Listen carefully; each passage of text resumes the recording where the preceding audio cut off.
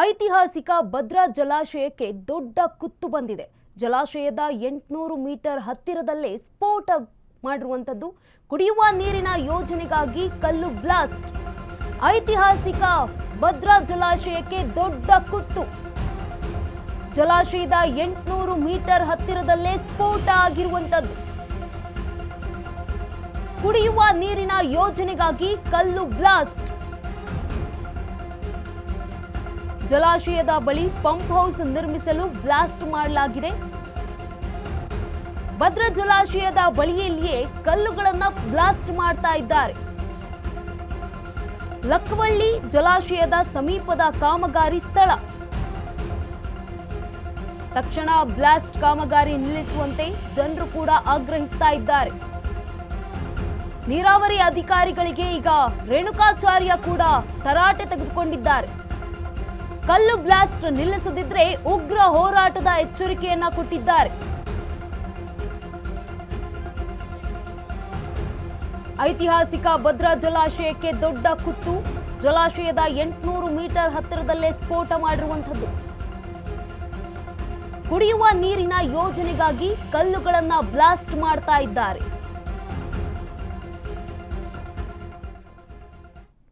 ಐತಿಹಾಸಿಕ ಭದ್ರಾ ಜಲಾಶಯಕ್ಕೆ ದೊಡ್ಡ ಕುತ್ತು ಬಂದಿರುವಂತದ್ದು. ಜಲಾಶಯದ 800 ಮೀಟರ್ ಹತ್ತಿರದಲ್ಲೇ ಸ್ಫೋಟ ಮಾಡ್ತಾ ಇದ್ದಾರೆ, ಸ್ಫೋಟಗೊಳಿಸ್ತಾ ಇದ್ದಾರೆ ಕಲ್ಲುಗಳನ್ನ. ಕುಡಿಯುವ ನೀರಿನ ಯೋಜನೆಗಾಗಿ ಕಲ್ಲುಗಳನ್ನ ಬ್ಲಾಸ್ಟ್ ಮಾಡ್ತಾ ಇರುವಂತದ್ದು. ಜಲಾಶಯದ ಬಳಿ ಪಂಪ್ ಹೌಸ್ ನಿರ್ಮಿಸಲು ಈ ಒಂದು ಬ್ಲಾಸ್ಟ್ ಅನ್ನ ಮಾಡ್ತಾ ಇದ್ದಾರೆ. ಇದನ್ನ ವಿರೋಧಿಸಿ ಈಗ ಜನರು ಕೂಡ ಆಕ್ರೋಶ ವ್ಯಕ್ತಪಡಿಸ್ತಾ ಇದ್ದಾರೆ. ಇತ್ತ ರೇಣುಕಾಚಾರ್ಯ ಅವರು ಕೂಡ ತೀವ್ರ ಹೋರಾಟದ ಎಚ್ಚರಿಕೆಯನ್ನ ಕೊಟ್ಟಿದ್ದಾರೆ ಅಧಿಕಾರಿಗಳಿಗೆ. ಕಾಂಗ್ರೆಸ್ ಸರ್ಕಾರಕ್ಕೆ ಭಾರತ್ ಮಾತಾ ಕಿ ಜೈ, ಭಾರತ್ ಮಾತಾ ಕಿ ಜೈ.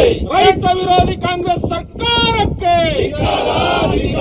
ರೈತ ವಿರೋಧಿ ಕಾಂಗ್ರೆಸ್ ಸರ್ಕಾರ ನ್ಯಾಯ ಬೇಕು, ಬೇಕೇ ಬೇಕು.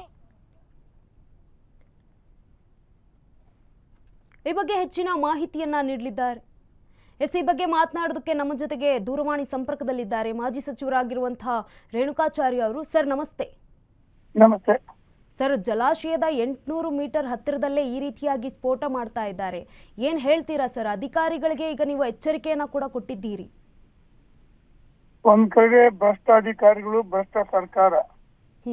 ಕುಡಿಯುವ ನೀರಿಗೆ ನಮ್ಮ ಯಾವುದೇ ವಿರೋಧ ಇಲ್ಲ, ತಕರಾರಿಲ್ಲ. ಮಾನವೀಯತೆಯಿಂದ ನಾವು ಮೆರಿತಕ್ಕಂಥ ಕೆಲಸ ಮಾಡ್ತೀವಿ. ಆದ್ರೆ ಅಭದ್ರೆ ಆಗಬಾರ್ದು. ಭದ್ರೆ ರೈತರ ಜೀವನಾಡಿ. ಹೌದು ಸರ್. ಶಿವಮೊಗ್ಗ, ಚಿಕ್ಕಮಗಳೂರು, ದಾವಣಗೆರೆ ಜಿಲ್ಲೆ 3 ಜಿಲ್ಲೆಗಳ ರೈತರ ಜೀವನಾಡಿ.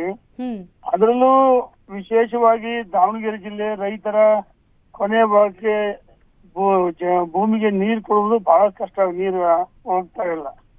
ಇದ್ರ ಮಧ್ಯೆ ಇವರು ನಾವು ಒಂದು ಮಾತಿನ ಈ ಹಿಂದೆ ರೈಟ್ ಕೆನಾಲ್ ಬಗ್ಗೆ ಹೋರಾಟ ಮಾಡಿದ್ವಿ. ಹೊಸದುರ್ಗ ಬೇರೆ ಬೇರೆ ಕಡೆ ನೀರು ಹೋಯ್ತಾ ಇದಾರೆ. ನಮ್ಮ ಉದ್ದೇಶ ಇಷ್ಟೇ. ನಾವ್ ಹೇಳ್ತೀವಿ ಡೆಡ್ ಸ್ಟೋರೇಜ್ ಇರುತ್ತೆ ಜಲಾಶಯದಲ್ಲಿ. ಆ ನೀರನ್ನ ಲಿಫ್ಟ್ ಮಾಡಿಕೊಡ್ರಿ ಅಂದ್ರೆ ಇವರು ಪವರ್ದು ಬಹಳ ಖರ್ಚು ಬರುತ್ತೆ ಅಂತ ಹೇಳ್ತಾರೆ. ಎಲ್ಲಿ ಖರ್ಚು ಬರಲ್ಲ, ಎಲ್ಲೆಲ್ಲೋ ಸಾವಿರಾರು ಕೋಟಿ ಲೂಟಿ ಭ್ರಷ್ಟಾಚಾರ ಮಾಡ್ತಾರೆ ಅಧಿಕಾರಿಗಳು ಅಷ್ಟೇ, ಈ ಸರ್ಕಾರನೂ ಅಷ್ಟೇ.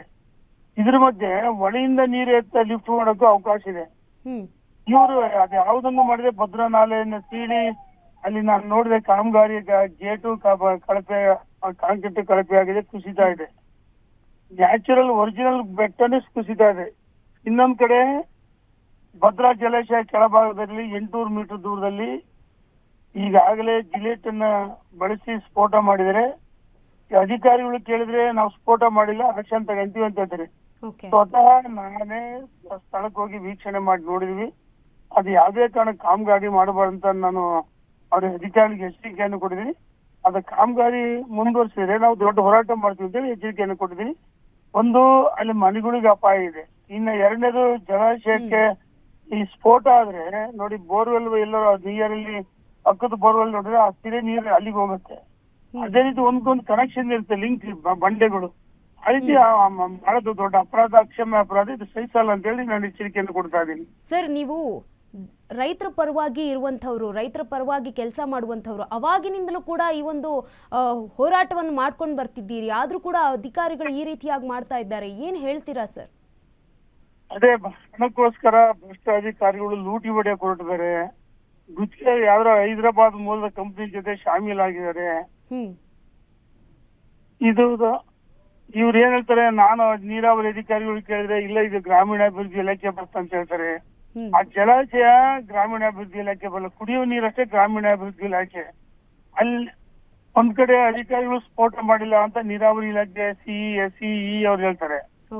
ಅಲ್ಲಿ ನಾವು ಸ್ಥಳಕ್ಕೆ ಭೇಟಿ ಕೊಟ್ಟ ನೋಡಿದ್ರೆ ಸ್ಫೋಟ ಮಾಡಿದ್ದಾರೆ, ಅಂತರ ಮೇಲೆ ಆಕ್ಷನ್ ತಗೊಂತೀವಿ ಹೇಳ್ತಾರೆ. ಇವರೆಲ್ಲ ಶಾಮೀಲಾಗಿದ್ದಾರೆ, ಎಲ್ಲಿಂದ ಆಕ್ಷನ್ ತಗೊಂತಾರೆ? ಇವರೆಲ್ಲ ಭ್ರಷ್ಟರು ಅಂತ ಹೇಳಕ್ ಇಚ್ಛೆ ಪಡ್ತೀನಿ. ಇದೇನಾದ್ರು ಕಾಮಗಾರಿ ಮುಂದುವರಿಸಿ ಸಹಿಸಲ್ಲ ಅಂತ ನಾನು ಎಚ್ಚರಿಕೆಯನ್ನು ಕೊಡ್ತಾ ಇದ್ದೀನಿ. ಸರ್, ಈ ವಿಚಾರದಲ್ಲಿ ನಿಮ್ಮ ಮುಂದಿನ ಹೋರಾಟ ಹೇಗಿರುತ್ತೆ ಸರ್? ನಿಮ್ಮ ಮುಂದಿನ ನಡೆ ಏನಿದೆ? ನಾನು ಸ್ಥಳಕ್ಕೆ ಭೇಟಿ ಸಾಂಕೇತಿಕವಾಗಿ ಕೆಲವು ಮುಖಂಡಗಳು ಭೇಟಿ ಕೊಟ್ಟಿದ್ದೀವಿ. ಇದು ದೊಡ್ಡ ಮಟ್ಟದಲ್ಲಿ ಹೋರಾಟ ಮಾಡಿದ್ವಿ. ಇದನ್ನ ಅಧಿಕಾರಿಗಳು ನಿಲ್ಲಿಸ್ತೀವಿ ಅಂತ, ಸಂಬಂಧಪಟ್ಟ ನಿಲ್ಲಿಸ್ತೀವಿ ಅಂತ ಹೇಳಿದ್ದಾರೆ. ಕಾಮಗಾರಿ ಮುಂದುವರಿಸಿ ಹೋರಾಟ ಮಾಡ್ತೀವಿ ಅಂತ ಹೇಳಿ ಎಚ್ಚರಿಕೆಯನ್ನು ಕೊಡ್ತೀನಿ ನಾನು. ಓಕೆ, ಧನ್ಯವಾದ ಸರ್ ಅಶ್ವವೇಗ ಜೊತೆ ಮಾತನಾಡಿದ್ದಕ್ಕೆ. ಎಸ್, ಈ ಕುರಿತಾಗಿ ಮಾಜಿ ಸಚಿವರಾಗಿದ್ದಂತಹ ರೇಣುಕಾಚಾರ್ಯ ಅವರು ಕೂಡ ಮಾತನಾಡಿದ್ರು. ಅಧಿಕಾರಿಗಳ ವಿರುದ್ಧವಾಗಿ ಒಂದು ಆರೋಪ ಕೂಡ ಕೇಳಿ ಬಂದಿರುವಂತದ್ದು. ಸ್ವತಃ ಸ್ಥಳಕ್ಕೆ ಹೋಗಿದ್ದೆ, ಪರಿಶೀಲನೆಯನ್ನ ಕೂಡ ಮಾಡಿದ್ದೇನೆ, ಮುಂದಿನ ದಿನಗಳಲ್ಲಿ ತೀವ್ರದ ಹೋರಾಟದ ಎಚ್ಚರಿಕೆಯನ್ನ ಕೂಡ ನೀಡಿದ್ದಾರೆ. ಇದು ಪಂಪ್ ಹೌಸ್ ಸರ್, ಮಾಡ್ತಾ ಇರೋದು ಇದು ಮಾಡ್ತಾ ಇರೋದು. ಯಾರು ಹೇಳಿದ್ದು? ಗ್ರಾಮಠಾಣ ಜಾಗ ಬೇರೆ, ಇಲ್ಲಿ ನನ್ನ ಹತ್ರ ಇದೆ ನೋಡಿ. ನೀವೇ ಕೊಟ್ಟಿರೋದು ಇಲ್ಲಿದೆ, ಇಲ್ಲೇ ಇದೆ ನೋಡಿ. ಹೌದು, ನೀವು ಕೊಟ್ಟಿರೋದು ಇದೆ ನನ್ನ ಹತ್ರ. ಅಲ್ಲಿ ನೋಡಿ ಸರ್, ಆ ಬೇಲಿ ಇದೆಯಲ್ಲ ಸರ್, ನೀವು ದಿಂಡಿ ಮೇಲೆ ಹತ್ತು ಗ್ರಾಮಠಾಣ ಅಲ್ವೇ ಅಲ್ಲ, ಮಿಸ್ಗೈಡ್ ಮಾಡ್ತಿದ್ದಾರೆ ಅವರು. ನೋಡುವ ಸರ್, ನಾನು ಮಾಹಿತಿ ಹಕ್ಕಲ್ಲಿ ಒಂದ್ ಸೆಕೆಂಡ್ ಸರ್, ನಾನು ಮಾಹಿತಿ ಹಕ್ಕಲ್ಲಿ ಕೇಳಿದ್ರೆ ನಿಮ್ಮ ಇಲಾಖೆ ಅನುಮತಿ ಕೊಟ್ಟಿರೋದು ನಕಲು ಕೊಡಿ.